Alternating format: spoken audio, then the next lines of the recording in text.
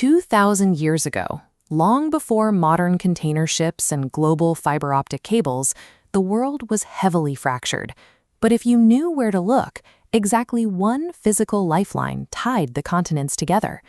The driving force behind this connection was a single, highly exclusive material. Ancient China produced silk so luminous and soft that European rulers believed wearing it elevated them to the status of gods. China held an absolute global monopoly on how to make it, and the state protected this knowledge with lethal force. Anyone caught trying to smuggle out the production methods or the silkworms faced an immediate execution. But the risk was entirely worth it. By the time silk reached European markets, buyers were willing to trade a literal fortune for it, pricing the fabric significantly higher than its actual weight in gold.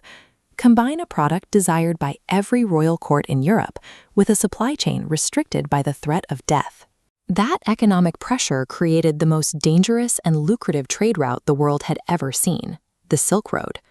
Crossing from China to Europe meant surviving a brutal geographical gauntlet.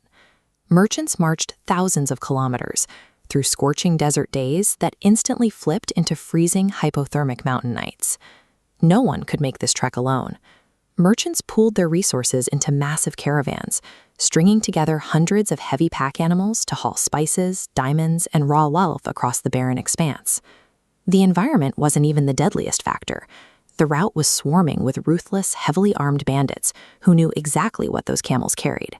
It was completely common for an entire caravan to vanish without a trace, swallowed up by the desert. To counter this threat, merchants had to build private armies.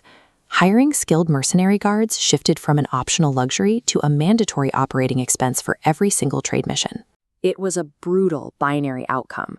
You either died in the sand, or you survived the journey and returned home with enough wealth to live like royalty. The route was a literal river of money. This constant flow of extreme wealth turned desolate desert pit stops into the richest locations on Earth. Hubs like Samarkand and Baghdad exploded into massive, cosmopolitan metropolises filled with Arab traders, Indian merchants, and European buyers. When you mix that many cultures in close quarters, the exchange of physical cargo leads directly to the exchange of abstract ideas. Religions spread, scientific breakthroughs crossed borders, and occasionally, deadly pathogens hitched a ride to spark massive pandemics. Then came Genghis Khan. The Mongol warriors were so terrifyingly efficient that entire cities along the route would evacuate into the wild the moment they heard the horses approaching. But his violent conquest resulted in a strange historical paradox. By placing almost the entire length of the Silk Road under the strict control of a single massive empire, the Mongols accidentally created the fastest, safest era of trade the route had ever seen. We know exactly what this newly opened world looked like because of a young merchant named Marco Polo.